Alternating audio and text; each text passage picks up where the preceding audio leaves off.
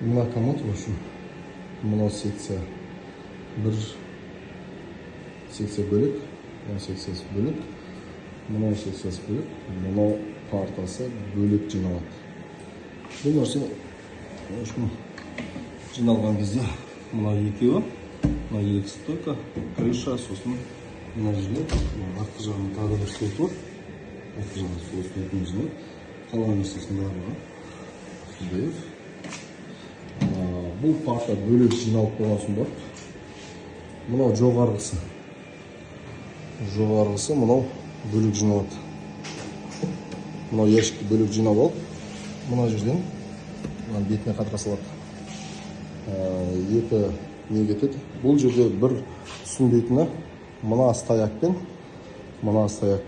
ширинасы екі түрлі. Мынау үлкенірек. Почему? Бұл үлкенірек деген нәрсе вопрос. Мына жабылып келеді. Жабылып келген кезде мына жақ мынандай болады. Ашық болады. Мына жақ мынандай жабылады. Көрдіңіз бе, мына телескоптың ширинасы жүреді. Осылай болады. Ал енді мынаған келетін болсақ, мынаның өзінде бөлек стояк болады. Мына стояктен кішірек болып келеді.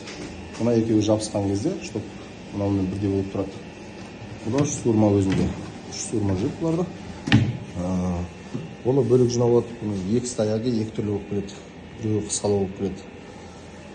Бұл бөлек жиналып, мынау тура жаңағыдай болып, мынау да бөлек жиналады, мынаның төбесінен қатарласылады. Мынада тесік болады. Осылай.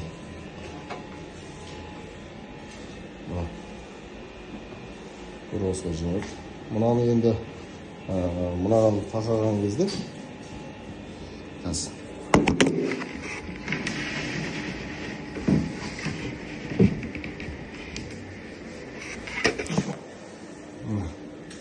мынаған жабыстырған кезде жаңа кішкентай стояк мынаның ішіне әріп кетті, көрдіңіз бе?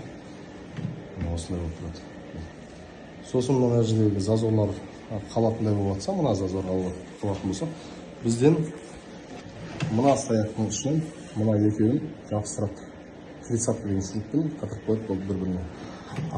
Мынада да турысындай. Мына стоякты бүйтіп ашылып жабылып тұрмас үшін мынандай.